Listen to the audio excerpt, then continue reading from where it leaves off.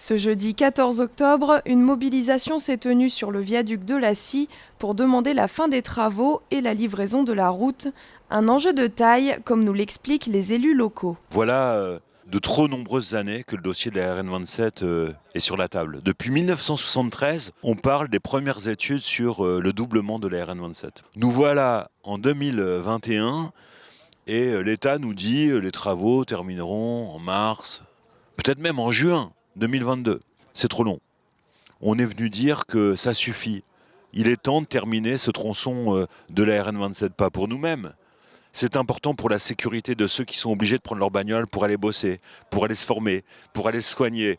Et ils sont plusieurs milliers à emprunter ce tronçon. C'est le symbole d'un rassemblement d'un territoire dans sa diversité politique, économique, sociale, pour dire que le droit au désenclavement, c'est un droit auquel on tient. Il faut que l'État nous entende pour les gens qui l'empruntent, qui empruntent la route, qui vont sur Rouen, qui vont vers le Trépeur et qui viennent d'un peu plus bas que Dieppe.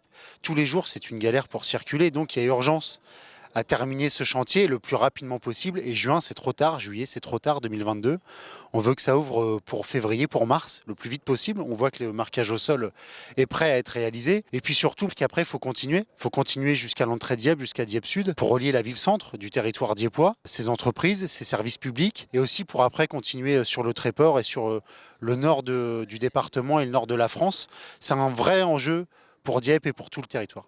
Ce chantier-là est vital pour notre commune, surtout pour le centre-bourg, puisque une grande partie du flux de véhicules qui passe actuellement sur la commune va être déporté vers cette route et bien sûr va libérer le centre-bourg de Saint-Aubin-sur-Scie des véhicules qui ne font que traverser la commune. Aujourd'hui, les camions dans le centre-bourg n'ont plus rien à faire dans le centre-bourg de Saint-Aubin-sur-Scie.